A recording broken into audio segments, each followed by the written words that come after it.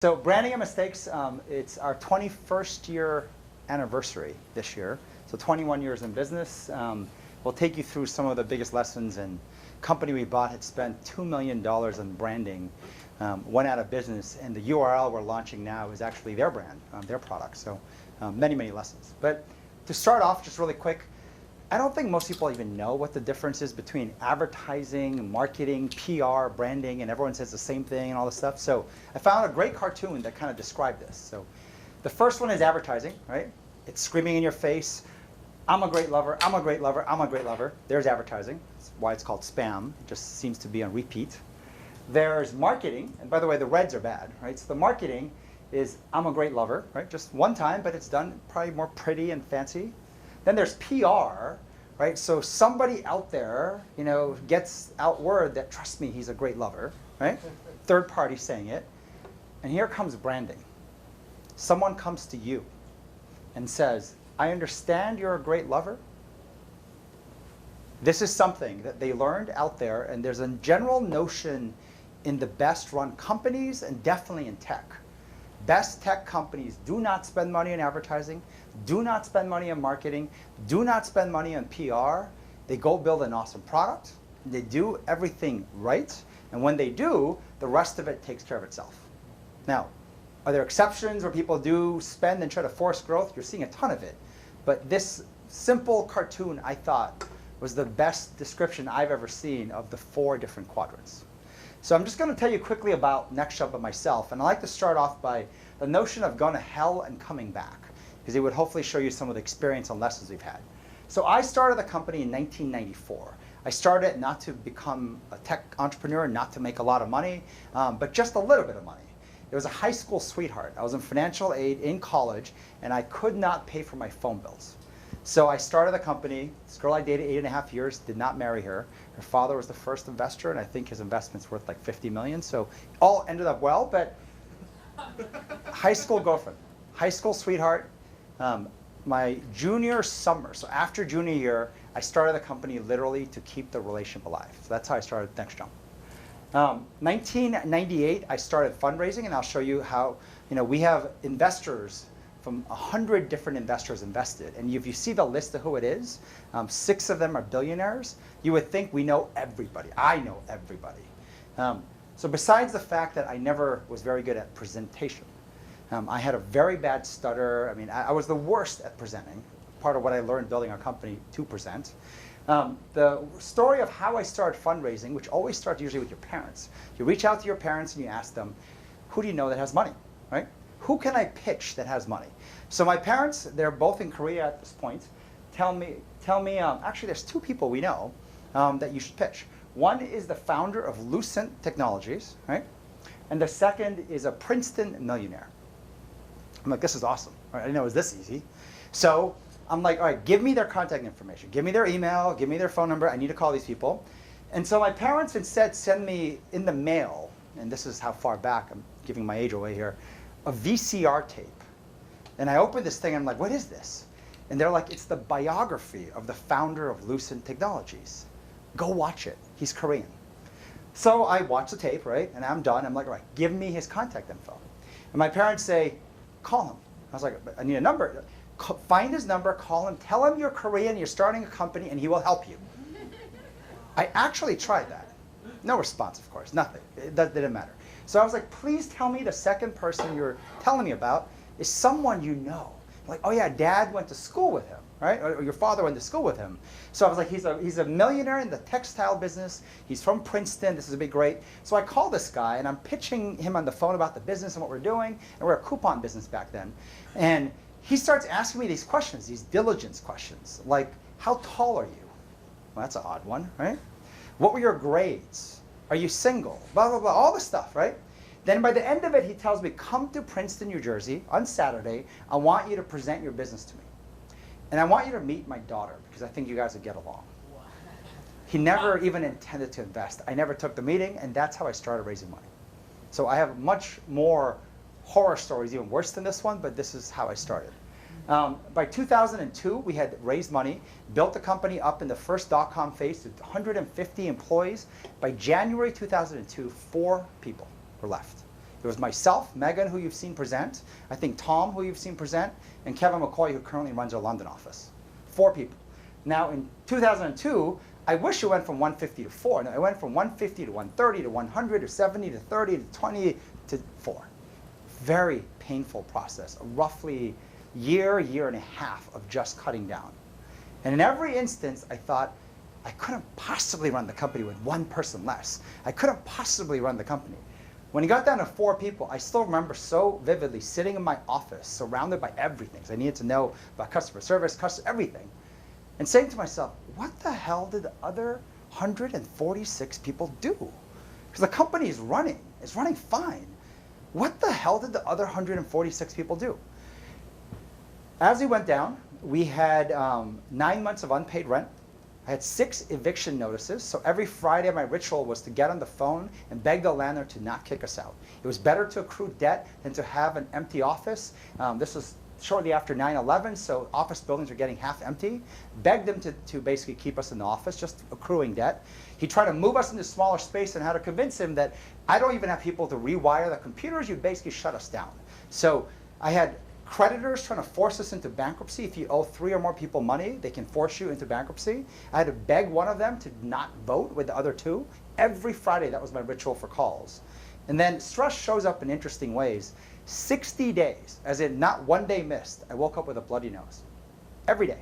Every morning with a bloody nose. And some days I actually bled in both nostrils, and Megan remembers this. I would walk around the office with tissue stuffed in my nose, and I would just think that, I hit my face again on the pillow or something. I'm not sure why it's bleeding. It's amazing what you can learn. You can bleed for 60 days and not die. That's kind of the lessons you end up learning over time. But 2002, we go through and we start growing. We start growing, but by 2008, we started investing heavily in recruiting. College recruiting in particular started in 2006. And by 2008, we had built an engineering team coming from MIT, from Cornell, Georgia Tech, Carnegie Mellon, the biggest East Coast engineering schools, and we invested a lot of money. In fact, to attract engineers, we paid $15,000 referral fees to students who referred someone we hired. I mean, we did everything to recruit. 80 engineers, and even before the financial crash, so this is around the summertime, we realized half the group we do not want to work with. Half the group, I mean, some of the toxic, terrible things they did, you would be baffled. I'll tell you at the bar afterwards. It's almost, you don't want it on camera. It was really bad. So we went through and we decided and we said, okay, we recruited incredibly brilliant people. Almost everyone was a 4.0 GPA. In MIT, just to mess it up, it's a 5.0 scale. So 5.0 for MIT or 4, I mean, perfect GPAs. These people had 17 job offers. These are the best of the best. Why is it half of them are near impossible to work with, and the other half is brilliant and great to work with? And what came out of our insight was humility was one of the most important traits to recruit for when you recruit talented people. Talented people without humility, think of sports teams, think of anything, they do not make good team players. They don't know how to play nice with others, they can't collaborate and build products. So in one single day, we fired 40 engineers. What I learned though, was when you fire people without dignity, without giving them their dignity, so you hire for humility, but you fire with giving them dignity, they go on an attack plan. And they attacked us. Even to this date, in social media, in commentary posts, Glassdoors where we got hit the hardest, you ever read Glassdoor and NextJump, you would think that we are like Satan worshipers. It is more viscerally negative than anything you'll read in any other company. Even in career fairs today, this is 7 years later, we have still some people show up telling candidates, do not apply to them. Do not apply for jobs with them. Learn the lesson the hard way.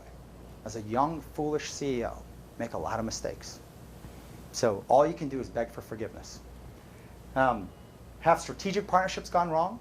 In every size, all the way from companies that we were paying millions to, trying to extort money out of us, to the largest deal we ever had strategically was MasterCard, $75 million 3-year revenue deal. It was over $2 million a month in guaranteed revenue. And everything going bad. To executives, own people, right hand, left hand people to me, extorting money out of the company, and all kinds of terrible things. Where we are today, close to 200 people, 4 offices, New York, Boston, San Francisco, London. We raised $45 million. Unusually though, 100 angel investors, individuals, put in 45 million, which is, I don't think even possible today, unless you're an angel fund, just getting angels. But back in those days, if you were 24, you were the hot ticket. So they will listen to your pitches. But we became profitable since 2008, so didn't raise money basically since then, and funded everything on our own capital. Now the question, besides hell and back, is what do you do, right? And this question we've struggled with, 21 years being in business. And by the way, the one thing you may have noticed really quick, in 2002, we put the company into stealth mode until 2010. Now, I don't recommend that for most companies, but it was very unusual for us. A board member said, if you, so by the way, by up to 2002, the business we're in, there was 100 companies funded with $1 billion in our exact business. But by 2002, 99 went out of business. We're the sole surviving company. And $1 billion back then is closer to 10 billion invested today. And the advice from the investor was, when investors lose that much money in 99 companies, they will not touch this thing. It's like being radioactive, unless you tell them there's a great business here. So we took a strategy to actually go in stealth mode until it felt like we're hiding an elephant under a haystack. And what's unusual about the business too was, you know, I was actually on the front page of the Wall Street Journal with a little caricature. I think it was in 2000 or 2001. Front page. But back then, search didn't even index it. So you can't even find it. That's how far back it goes. It looks like there's not an article about NextJump until December 2009, and the real stuff showed up in 2010, and we don't ever, pay for PR. So what we do, though, kind of really simple in some ways, right? In some ways not. We started in the print guidebook business. I made college coupon books to stay my high school sweetheart. This is actually Greg on the cover back in, I think this is the 99 book. He runs our Boston office now, someone I knew from high school. We then went, and because the cost of printing was too expensive, we started to print the whole thing online. And as we went online, we started to do coupons, deals. It was an employee discount program. And then eventually become a commerce site. Not a commerce site, not because we planned to, because Amazon dominated so much. Every merchant started coming to us saying, can you help me bring my store to the customers versus customers to my store? In comes commerce APIs and things that you'd have never thought about that occurred only because of Amazon's dominance. And then where we're going now in 2015, e-commerce is how we make money. We build basically the employee version of Amazon in a company behind firewalls. So the best equivalent I look at is, if you think of Goldman Sachs or Morgan Stanley, if you told a retailer, if you have a hair salon or whatever, or even a pet food store, imagine if I can give you space inside the office. How much more valuable is that real estate? Because you're behind, the general public, you don't have competition, and basically you have first rights to the customers who all have jobs. And that's the business model that a lot of people pursued. We're the sole surviving company. Where we're going with Perks at Work is that it's one of 8 channels. And why it's moving there is this. Our business has grown and grown. So we don't share our numbers very often publicly, but we're doing around $2.5 billion in e-commerce sales this year. It's growing from 1.6 last year, 700 million the year before. It's growing pretty fast, and it's very profitable. It's funding everything you're seeing, and hopefully if you come back in FI again, back there, I think it's a reef, we're going to have a swimming pool built on the roof of this building that's heated, and you can hopefully run your class outdoors. So funding through our profits. Where we're going with Perks at Work, though, is this. While we're building our business, we started to focus on our people. We focused so much on our culture and people, not because we planned to get famous on that. We just needed to. We needed to because when we fired, we made that big mistake. We're hiring better. We were training and developing leaders from within. Before you know it, a team of professors from Harvard came. This guy's the number 4, I think, professor at Harvard, wrote a book, Immunity to Change, bestseller authors. And they went through 3 years saying who are the best run companies they found on the planet. They rejected Google, they rejected Zappos, and they picked us as one of the top 3 best run companies. Wrote a Harvard business case study, and then wrote an entire book, of which we are 1/3 of it. It was supposed to come out next month, but now it's been delayed, they say, to the publishers till February, March. But this is a book. I mean, I have the actual early copy. It's pretty cool to see yourself in the book like this. Johns Hopkins did a study. It's one of the best medical and sort of wellness institutions. And they found us to be the top 3 healthiest companies in the country. They put us with J&J, Johnson & Johnson, and USAA. And everyone's always like, who is this tiny company, NextJump? And then there's these behemoth companies of J&J and USAA. Simon Sinek, if you know him or don't know him, amazing TED Talk speaker, #3 all time. He actually, the last TED Talk he had around Leaders Eat Last, I was mentioned in our company on the main stage as one of 2 examples he uses. He put us in his book, so most people know us as the company with a no firing policy. And then he gave us his #1 award called the Igniter Award for last year. Dozens of books. Gabe's mentioned us in his books and spoken at his conferences. Guy named Jim Lear, who actually endorsed his book, and he mentioned case studies and case studies of companies coming out. No PR firm. But here's one thing that's interesting about what we do. As an entrepreneur, product branding is going to matter a lot. And by the way, we have never spent money on branding until recently. We branded Collegiate Web, our college coupon book, ourselves, Corporate Perks ourselves. And keep in mind, though, most of you will launch more than one product. You will oftentimes have a solo product company. It could be Google with search. And over time, you end up building more products. Next thing you have Alphabet and all kinds of other ways to brand. And I'm telling you, you're going to come up with products you don't even know you're going to launch in the future. So be careful how much you spend and invest in branding when you don't even know what you're going to have in your portfolio. But what I'm going to share with you first, there's 2 parts of my presentation, is what might be, arguably, the best you can buy from New York City on branding. So we ran a branding competition. This URL Perks at Work came from the company we acquired. So actually, in the story, the biggest company in our competitive suite was a company called Abilizer. They spent $2 million coming up with that name. But the product was Perks at Work. They spent $110 million raised, and we bought them for virtually nothing. We outbid the founders for $25,000. To me, it's almost criminal that the board and the investors gave us the company the founders built because we bid $25,000 more. Kind of crazy, right? But we went through, and as we're upgrading shopping, commerce to be one of 8 channels in Perks at Work, we actually reached out to the top branding agencies in New York City.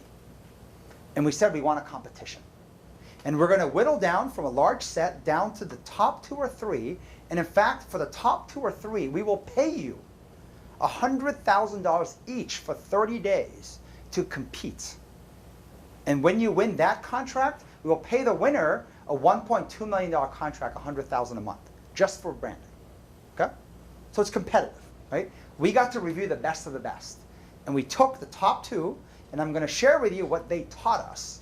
So this is the entire competition, and then they, in 30 days, for $200,000, this is $200,000 with the best branding and marketing advice that New York City can buy. Okay? I'm just going to give it to you right now. This is their decks. So this is deck 1, right? First slide. The branding methodology comes from the upper quadrant of rational, emotional. There's like essence, brand DNA, value. I mean, this is pretty complicated stuff, right? You're taking a picture, put the phone down. I'm telling you, this is not worth as much as you think.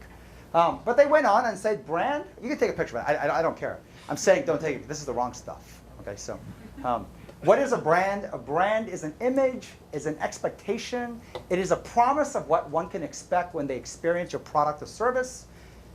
Brand image is a mix of rational, intangible, I can't even say this word, but I feel like it's from Lord of the Rings, like ether or something, ethereal. It's like love. How do you describe that? Right? And a lot of times you'll hear the word brand and love and loyalty all together. You can't quite describe it because even for a higher price, I'll buy it because I love the brand. So this was one of the top 2 finalists. There's another group that went a slightly different route but similar. They said building a brand is 4 quadrants: context, company, competition, and the consumer. Right? So context is kind of the market. Company is kind of you, right? How authentic is this, right? Am I putting perfume, on a pig? Or is it really like, authentically what's in there? Competition, right? You're always thinking against somebody else. And then the consumer, who's your customer in essence, okay? So just examples, this is Next Jump, the context. Corporate culture, which is what Perks at Work represents. This is exactly in line with market. Everyone's talking about this as the most important thing. They're like, this is awesome for context. Then they go in about the consumer. You're targeting the employees of companies, but also the employers. And then they talk about our philosophy and kind of what Pavel showed, right?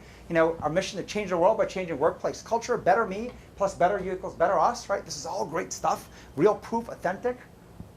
And then they went and actually created an entire narrative. And if you read this reads like poetry. This is good stuff. Some of the best copywriters. What if all working people in the world got perks that truly made a difference?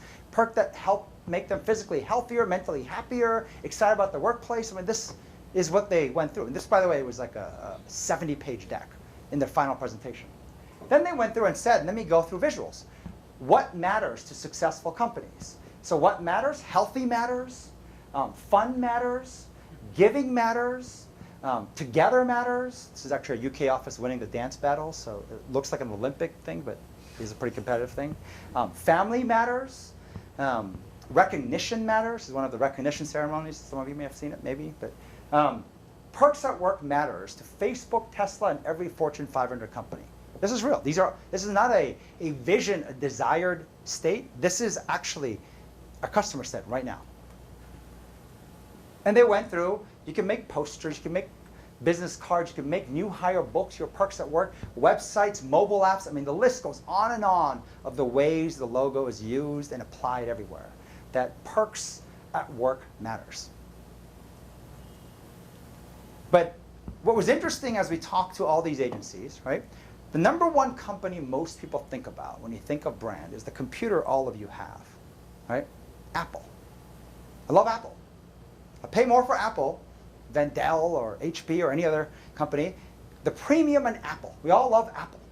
When you think of Apple, you think about this notion of think different, right? The campaign. You think about the logo there, but you forget the logo used to look more like something that belongs in a gay pride parade. If you're old enough to remember this, that's literally what the Apple logo was. What most people don't know is there's an Apple logo before that. And that was only 1 year before, but it was that. It was an apple that was on a tree. I think it's an Apple computer company. Now, they somehow woke up and actually said that's a bad logo, right? Because it looks more like a thing for a bottle of wine. And it actually made an apple. And yes, it evolved, but you know what? Apple would be nothing if it wasn't for Steve Jobs coming back in 1997, 21 years later, coming up with this Think Different campaign and where it is today. Because up to that point in 1997, the company was hemorrhaging so much money, they were at the brink of going out of business. They would not be where they are today. So 21 years, no one likes to think or talk about that. The number one company, when people think of branding, was actually nothing until 21 years later. So, I'm going to take you to the future. Because today actually happens to be the day, and I'm sure some of you are very young here. So this is a movie, I think, from 1985. So that would mean if you're under 30, right, you wouldn't be born. Right? I'm looking at some of you because I know you're thinking, what the hell is this, right? So this is like, I think, one of those cult classic movies. If you haven't seen it, maybe you will go see it. But what's interesting about this movie was this was what they did in 1985. October 26, 1985, there was this DeLorean vehicle created, and they were going to go to the future. And the date they punched in the movie was October 21, 2015. And yes, if you look at your watch, that's today. So today is the future. And I watched this movie as a kid in 1985 when it came out, and then afterwards as well. So this is the future, so I'm going to take you to the future, which is today. Okay? This is the future. The future is not in the world of agriculture where the most important asset is land. It's not in the manufacturing world where the most important asset is products and machines. It is the information economy where the most important asset is people. Every branding expert we've met still brands one economy behind. It's branding the product, branding the machine, not branding the most important asset, people. And this was something we found common. And I'll use an example through this, showing you why you have to brand it on the right side. Otherwise, you'll be working in the past. Because the future is exactly today. So, 2 lessons I'm going to take you through when it comes to branding. All the stuff in the beginning is expensive stuff. It's really good stuff, but I think you can actually forget it. Because I think if you're going to go into the future, which started today, you need to focus on what's in the future. So 2 lessons. Lesson 1 is this really cute picture of this little kid, and you ask them this question, what do you want to be when you grow up?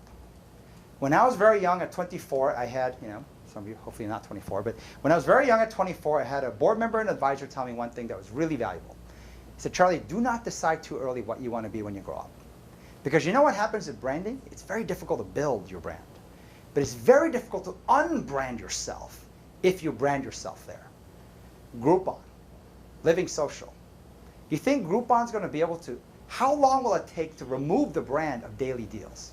They can try everything and add Groupon goods and Groupon travel, but every merchant, everyone you talk to, consumer, partner, merchant, everyone's going to be like, I don't do Daily Deals. It's hard to unwind a brand that you built.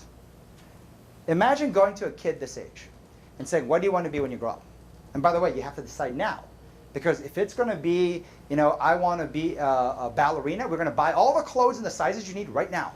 We're going to decide, thinking out everything you need, shoes, clothes, and sign up for the classes, unrefundable. We're going to spend all of it now. How ridiculous would that be? I was talking to Megan, who spoke last week, and she's like, yeah, my son says he wants to be Captain America. How ridiculous would it be to buy him a shield and buy him clothing at adult sizes and training camp to be Captain America? If at this age you answer this question, you're going to get it wrong. So let's go a little bit more cerebrally, right? There's a well-known VC guy named Mark Suster. He wrote this great article. Some of you may have seen it, but he said this. And I know when it comes to building a tech startup, it's all about fundraising, right? Success is fundraising. Everything's about fundraising. He said too much money too early often fucks up companies. Too much money right after you hit your stride fucks up companies. I'll come back to 3, but overfunding after you raise your growth round to achieve winner take most prize puts you in serious jeopardy of fucking things up. The only way you're going to succeed is number 3, which is money when you find product and market fit can be an extreme differentiator. It's not even saying it might help, but it can be an extreme differentiator. Okay? So then he goes on to show a little graph, right? And I'm going to blow up the graph real quick, which is this. And the yellow line represents how much I think I know. The green is how much more I realize there is to know. And the blue is how much I actually know. Now this is what happens. You're in the very beginner phase, the I know nothing phase, when everything is kind of together. And you know what ends up happening? Everyone, you're nodding your head, yes, I'm at the early stage, right? Like how much I think I know is very little to none. How much I actually know is very little to none. And the green is how much more I like to learn. It's like this tiny little gap, right? But I'm sure it feels big to you, but it's tiny in relative terms. Now, you don't have any money. So are you going to hire a PR firm, an advertising firm, a branding firm? Hell no, not yet. So you're going to go fundraise. And you might be successful and raise money. And this is the most dangerous state. You're now in the hazard state. I'm an expert state. Suddenly out of nowhere, you rocket up and the yellow, this is how much I think I know, is off the charts. But what you actually know is a little bit higher, and how much more you think you have to know is even smaller now.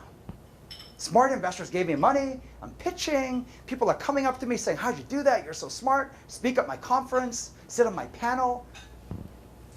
This is where branding usually occurs. And the place you need to get to is here, the expert stage. And this is the stage when you realize how little you know. This is when you realize, right, you finally get to reality of how much I think I know and how much I actually know are getting closer. And how much more I realize I need to learn is like off the charts. This is where you have to start thinking of branding. But people do it always wrong. So just to give you back the cute picture, this is probably easier to remember than all of that. If you ask someone too early what they want to be when they grow up, they might answer, which is fine. It's cute. Captain America is cute, right? I wanted to be, I can't remember what I want to be, but it's cute. Just don't spend a ton of money, a ton of energy, a ton of time, a ton of notes, and everything else building your entire plan for branding at this stage. So lesson 1. Okay, lesson 2. I shared this slide in the last time I spoke at Founders, and there's a TED Talk by a guy named Bill Gross. Bill Gross created Idea Lab. He analyzed hundreds of companies that he invested in, hundreds of companies he didn't invest in, and said basically the punchline, if you don't have time to watch the TED Talk, this is the one summary slide he came up with. This is what I found to be the patterns of success in the most successful companies in technology. So number 1 on the list is timing. Number 2 is team and execution. 3 is idea, business model, and funding. Most entrepreneurs are shocked that funding isn't higher, business ideas aren't higher, ideas aren't higher, and timing. And he uses this example of Airbnb. The idea of renting your house to a stranger, have them come in and sleep in your house, nobody would have done except after the financial crash in 2008. Everyone needed to find a way to make extra money for the same asset they have, get paid for old rope. And boom, Airbnb takes off. Timing was the pattern of a theme he found. So some of you are thinking, all right, I got to time it correctly, right? Do you ever go to a casino and you hear people whose strategy, their primary strategy is timing? The next one's going to be blackjack. I promise you, I've been counting. I'm watching the roulette wheel. It's going to be 7 red. It's going to be 7 red, and they're like, here you go. They have a problem. They lose their shirts. I'm telling you, they will lose their jobs. You meet anybody who uses timing as their primary strategy is an addict. Do not gamble your life. Do not get sick like that. The only thing that really you can control at the top of this list, or the next thing, is team. This becomes the single most important thing because a great team will make better ideas, will make better business plans iterated, will actually get funding eventually if they wanted it, or maybe make profits. So it's all about team. And so when you look at the TED Talk, I'm like cringing because I'm like, this is terrible advice. Although the data is true, people are taking away the wrong insight. So when it comes to team, some of you may have read this book. A lot of tech guys love this book, right? Ben Horowitz, it was a pretty good book, The Hard Thing About Hard Things. He is a partner at Andreessen Horowitz, and there's a whole section in the book that is this quote. My old boss, Jim Barksdale, he was the CEO of Netscape, was fond of this saying. We take care of the people, the products, and the profit in that order. It's simple, but it's very deep. Taking care of the people is the most difficult of the 3 by far, and if you don't do it, the other 2 won't matter. People, products, profit. Very simple thing. This is saying the exact same thing as the slide before when you said team before anything else. Pavel's point 2. Team first, in his example. Okay? You know who does this the best that we found? No company we found does it better than the Marines. In the entire global US military, right? The US military globally, the Marines, the branding, the Marines, the few, the proud, their symbol. And you know what they always say? Team comes before mission. If your team is weak, what kind of mission can you go on? Can you imagine planning a mission before you get your team right? The stronger the team, the bigger the mission. And so we have great partnerships actually with the Pentagon now. They come and learn from us, and they're actually putting interns in here for a year. Megan and I actually are going to see the onboarding program for the Marines in 2 weeks or so. We're going to go see things that only people in the Marines are allowed to see. So special access, which is kind of cool. We'll take some pictures and show you what we learned. But they do crazy stuff, like drowning, like literally, like getting you to die and then reviving you, telephone poles, just to train the team. And you know one of the interesting things about the Marines you learn about team? You don't die for country. You die for each other. So the question is, how the hell do you bond teams together for each other? When you suffer together, you get bonded. Why your best friend might be the person you remember in high school or college you had all-nighters with, suffering for those papers, you became best friends. Suffering bonds people, which is why they do all this. And what they find is they will die for each other in war because they suffered together. I tell startups when they're working and someone is, if you're not married and don't have kids, you can basically move. And you engineers, I was talking to someone who's in Georgia. I was like, move to Georgia. Move in with them. You need to be together suffering. You need to be 3 a.m., 2 a.m. because that's how you'll bond. That's how you'll get over the tough things that's going to come in front of you. You need to suffer together. You know why we have our dance competition and battle in the company? Sort of a real odd reason why we had it, but then why we kept it, which is more important, why we kept it. Because the first time we did it was a funny, odd reason. Why we kept it going every year. Every office has to dance.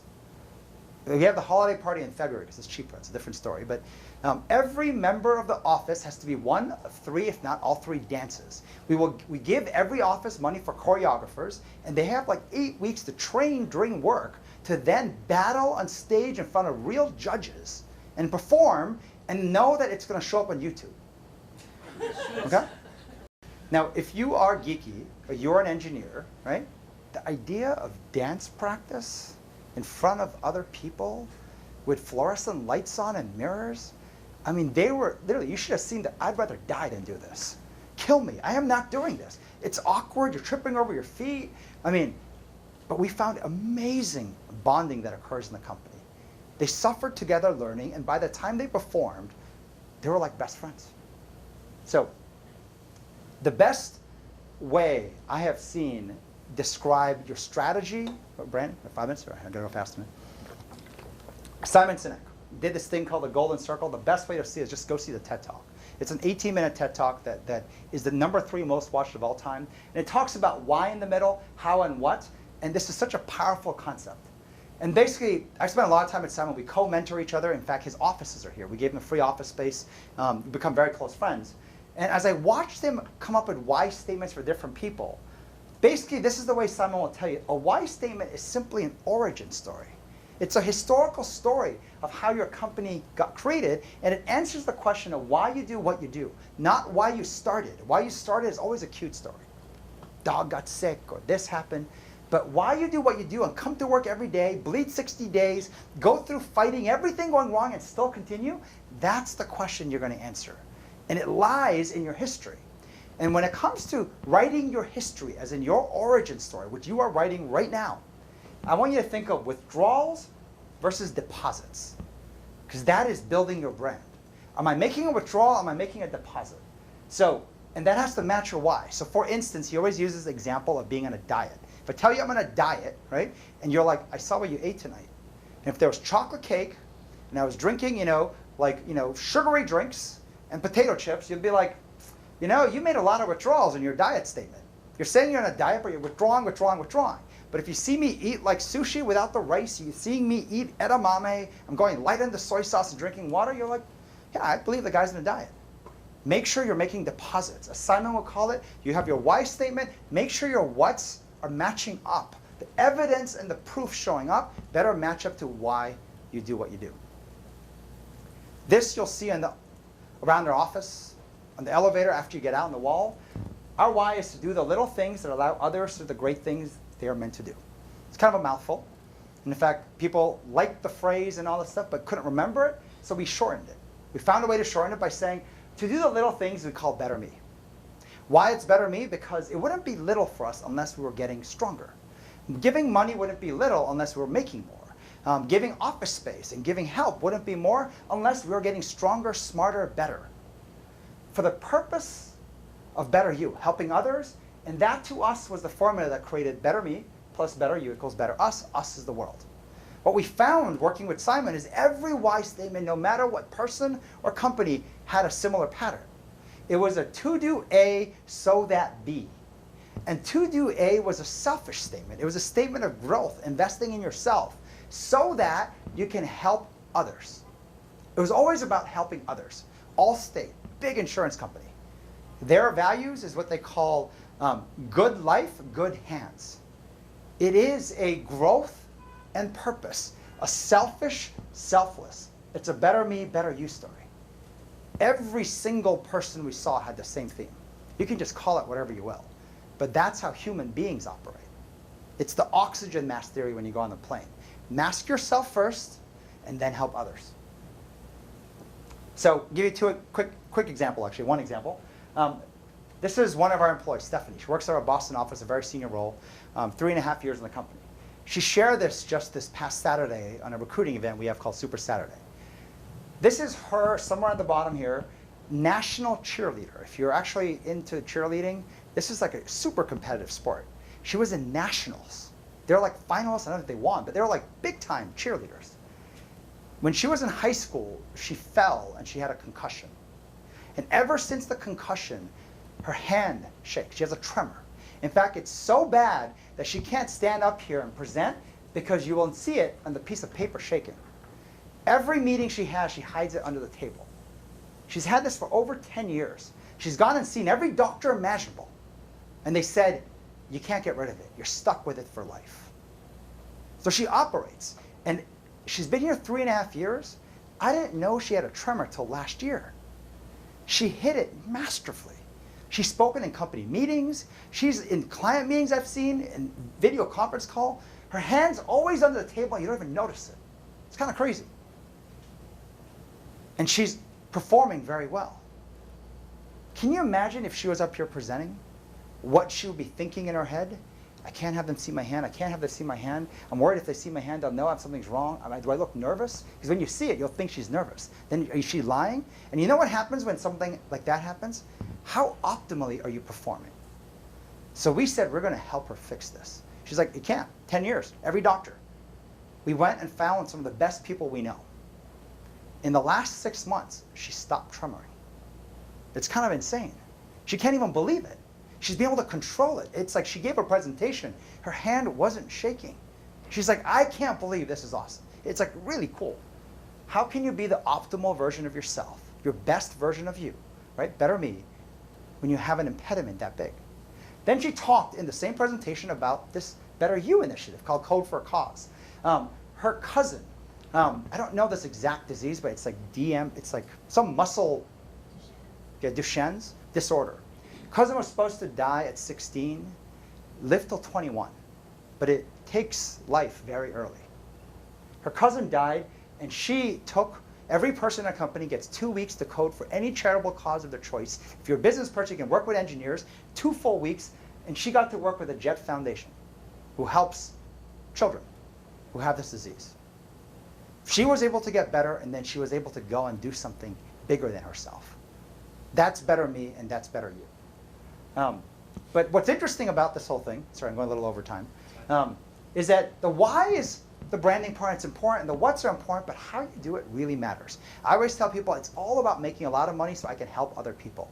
But you know how I do it? I try to do holdups in New York City, I rob banks, I smuggle money. It absolutely matters how you do it. And this is actually one of the hardest parts to get right. How do you build a company that is focused on your number one asset, people, right? And it's going to be some variation of better me, better you, or selfish and then selfless. You're going to have the results show up, but how do you get it right? And so this is what we learned about building culture, building a company correctly. If you want to build a culture of innovation, employee engagement, leadership development, the first is this: you must invest in the environment. However, it starts with hiring the right people. We threw promotions in there because, generally speaking, who you promote also suggests what's important to you. So there are 2 things, and it starts with hiring, and you have to have the right environment. This slide probably just shows it better visually. If you ever like to go clubbing in New York City, a guy that looks like this, right, who's like 5 times my size, holds a rope and not anyone can go in. Hiring is very important. And then, if you get in, it better be good inside. Because if you hire amazing people into a crappy environment, they become crappy.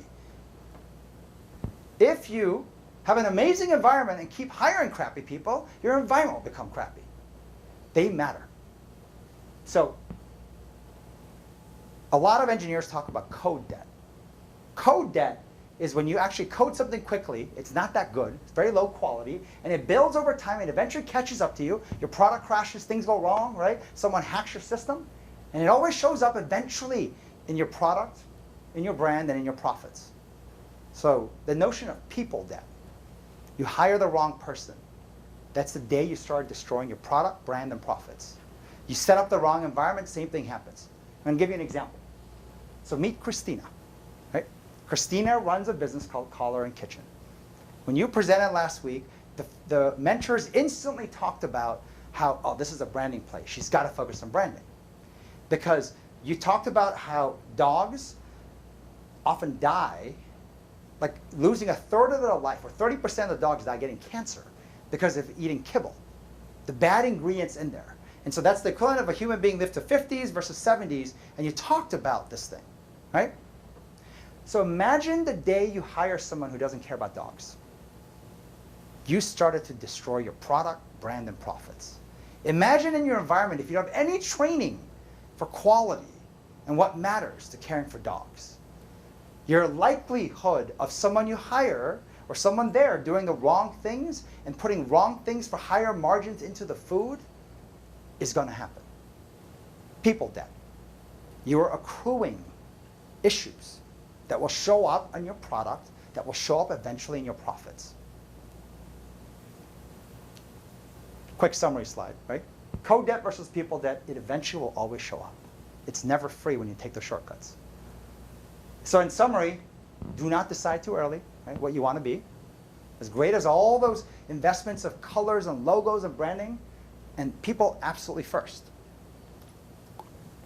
So I'll tell you really quick our why story and how it came about, my origin story. So this is the picture of my father. He's the most famous corn scientist in the world.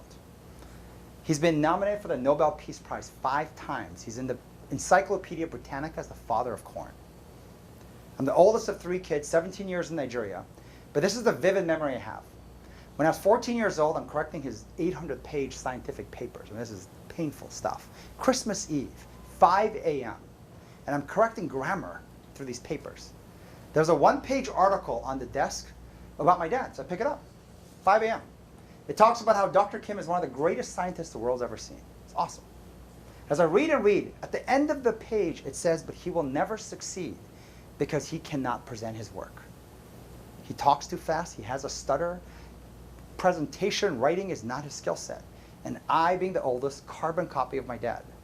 Most people don't believe me now. I had a terrible stutter. I would rather do anything than present publicly. So 10 years went by. I'm building my next jump startup. And out of pitching 1,000 investors, one day I come into the office. I'm like, it's like this spiritual moment. I'm like, I know how to present. Oh my God, I never got A's in writing or English. And here I am able to do all this. I got to go help my dad. I tried to put a CEO in place twice. Some really qualified people. They both started tearing down the company in different ways. One wanted to shut it down. 9/11 hits. Everything gets down to 4 people. They're like, graceful exit, return the money. And I'm like, my baby's dying. I can't leave. I stay in company, all kinds of challenges, firing engineers and whatnot. 10 more years go by. So when I'm 34, so I'm 42 now. When I'm 34, I get a call from my mother. My father's still alive, but get a call saying he just had a heart attack, a stroke. And something changed in him that day. His energy levels, everything he's doing. He's still out there trying to end world hunger. He has a bigger mission than I did. Something changed. But that same month, I met this billionaire who said, I only put money in living artists. I only buy art from living artists. And I asked him why. He said, I believe in putting fuel behind those who can do something with it. And I remember growing up, my dad always said getting a Nobel Prize would amplify my technology, my work. It would help spread what I discovered and end world hunger. I grew up hearing every scientist and expert saying, your dad has discovered the thing to end world hunger. But then I watched every person who ever had money, power, influence want to trade something for it. A guy who was a good writer said, I will help write your Nobel Prize application, but I want to be up there on stage getting the prize. 30 years of research, I want to get half the credit. Extortion. I've had governments trying to use my dad to leverage him trying to help North Korea with famine, but they have to use him somehow, and so they won't support his work. Everyone with money, power, with influence would not help him, even though it was such a little thing. It was so easy for them. It was nothing for most of these people. And he was doing something amazing. In 2004, I had this written down, that I wanted to complete the mission that my dad was doing, end world hunger. In 2006, I updated, say, identify and empower individuals with the drive and aptitude to solve world problems. Then I said, just simply empower and help the world's best. Simon's a better writer than I am, so he helped me write it this way. It's the same thing. We did it from day one. Why we help founders. Why we do what we do here. This is the #1 comment we used to hear, that we take care of our employees. If there's one word people talk about in Next Jump now, they say the word, I'm proud to be a Next Jumper. Pride is a very, very powerful word. It means that someone unbiased had to say something, oh my God, you guys do really good stuff. Most people have no clue what we do as a business. But they'll say, I just hear you do amazing things for the city, for schools, for that. And then when you lift the hood of the car and the engine is rotten, you're not proud. It has to be authentic inside and outside. And when you get that right, this is the #1 word you'll hear from the people that work with you. So that's my presentation on branding.